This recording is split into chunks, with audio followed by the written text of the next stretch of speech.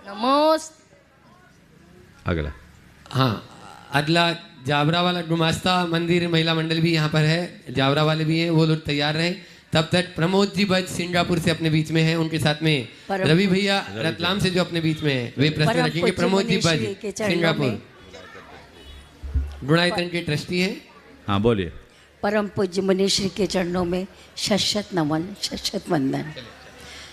इंदौर को कितना ऐसा पुण्य मिला है कि हमारे इंदौर शहर में मुनीश्री के चरण कमल पड़ रहे हैं। सवाल पूरा कर लो। इंदौर हाँ। बहुत व्याकुल है और आपके चरण शीघ्र पड़ें और उसके लिए हम सभी आतुर हैं।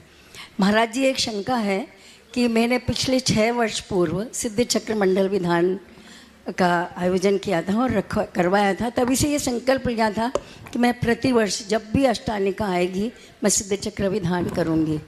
और साथ ही ये भी था कि 10 लक्षण जो 3 आते हैं वो और 16 कारण, ये भावना मैंने भाई थी और वो मेरे नित्य चल रहे हैं अभी भी। उसके लिए आपका आशीर्वाद चाहिए। और दूसरी शंका ये है साथ में कि सिद्ध चक्र विधान का जो मैंने नियम लिया था वह मैं कर तो रही हूँ, लेकिन जो विधान करती हूँ उसमें मैं मंडल विधान नहीं मंडवा रही। विधान का जो मंडल है वो मांडना नहीं मंडवा के ऐसे ही विधान करती हूँ। तो कैसे करना चाहिए? देखिए, आप कर रही है बहुत अच्छा है, लेकिन मंडल करे तभी विधान है, अन्यथा वो पूजन है। अच्छा है, नहीं करने से अच्छा है, लेकिन जब कर ही रही हैं तो मंडल रच के कर लो, 4-6 आपके मंडल को जोड़ लो और काम कर लो, सबसे उत्तम है। पर ये शंका है कि जब हम विधान करके चले जाते हैं तो अब सब लोग तो नहीं कर रहे, 8-10 लोग मिलके ही करेंगे, तो वो विधान क्या रखा रहेगा? हाँ, ऐसे ही वो स्थापना जैसे होती वैसे होगा। हाँ। ओ प्रमोद जी बज सिंगापुर अपना प्रश्न रख रहे हैं, जो गुणायतन के ट्रस्टी भी हैं, उनके साथ में रवि जी रतलाम हैं। और उसके बाद में वेदिक जिनम छाबड़ा, जिनका प्रातःकाल की आज बेला में यहाँ पर उपनयन संस्कार महाराज जी ने अपने कर कमलों द्वारा किया। ऐसे वे सभी बच्चे एक साथ खड़े होने हैं, छाबड़ा परिवार भी उनके साथ में रहेगा।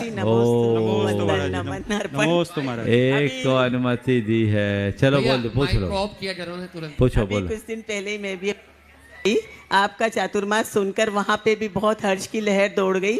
और इस बार पूरा विश्वास है कि देश विदेश के भी सभी मेहमान बहुत आएंगे।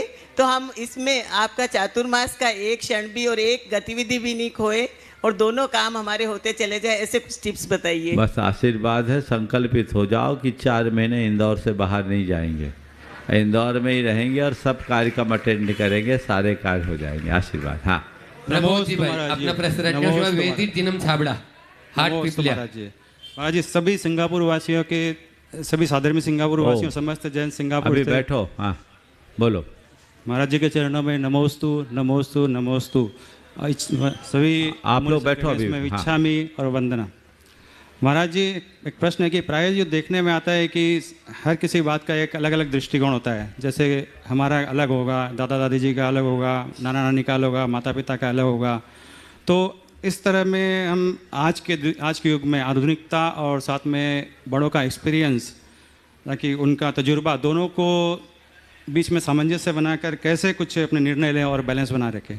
स्वाभाविक है, अलग अलग लोग हैं तो अलग अलग दृष्टिकोण तो होगा, और हमें उन दृष्टिकोणों को समझने की बस क्षमता अपने अंदर विकसित करनी चाहिए। यदि वो कला हमने अपने अंदर विकसित कर ली तो हमारे सामने किसी तरह की कठिनाई नहीं होती। हमारे लिए एक दूसरे के दृष्टिकोण के सम्मान का भाव जग जाए और मन में थोड़ी उदारता आ जाए, मैं ही सही नहीं, सामने वाला भी सही होगा, मेरा ही खरा नहीं, खरा है वो मेरा, ये दृष्टिकोण। और इसमें छोटों को चाहिए वो बड़ों के अनुभवों का लाभ ले, और बड़ों को चाहिए कि वो छोटों की शक्ति का एहसास करे, उनकी क्षमता और प्रतिभा को पहचानने की कोशिश करे। जब दोनों ओर से एक कार्य सध जाते हैं तो सब चीज़ें जीवन में सहज घटित होने लगती हैं।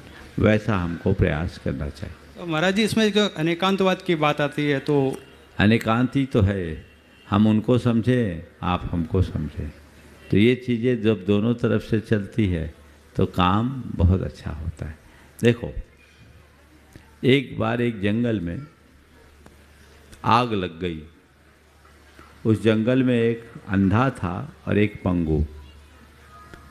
अंधा कुछ देख नहीं पा रहा था, जिधर जाता उधर झुलसता। अब पंगु चारों तरफ आग देख रहा था लेकिन निरुपाय था। संयोग से दोनों मिल गए। दोनों ने देखा ऐसे तो हम दोनों मरेंगे, तो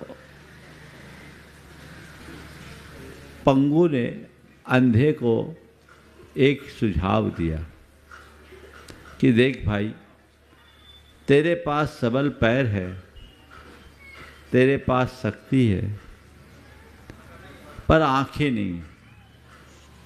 मेरे पास आंखें हैं पर पैर नहीं, और ऐसे हम दोनों के दोनों अधूरे हैं और इस दशा में दोनों का अंत निश्चित है।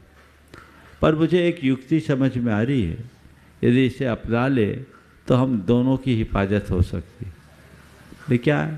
बोले एक काम कर, तू अपने कंधे पर मुझे बिठा ले और मैं इशारा करता जाऊंगा, तू चलते जाना, हम दोनों इस आग से बच जाएंगे, जंगल से पार हो जाए। पंगु के इस प्रस्ताव को अंधे ने स्वीकार लिया। देखते ही देखते अंधा अपने कंधे पर पंगु को बिठाया। पंगु इशारा करता गया, अंधा चलता गया, दोनों पार हो गए। कहानी आप लोगों ने सुनी होगी। मैं इतना ही कहूँगा, आज की नई पीढ़ी के पास शक्ति तो है पर अनुभव की आँख न होने के कारण अंधी है, और पुरानी पीढ़ी उनके पास अनुभव की आँख तो है पर शरीर में सत्य न होने के कारण वो पंगु है। यदि पुरानी पीढ़ी के, नई पीढ़ी के लोग पुराने पीढ़ी के लोगों को अपने कंधे पर बिठा करके चले तो सारा तालमेल हो सकता है और दोनों सुव्यवस्थित आगे बढ़ सकते हैं। ऐसा दृष्टिकोण होना चाहिए।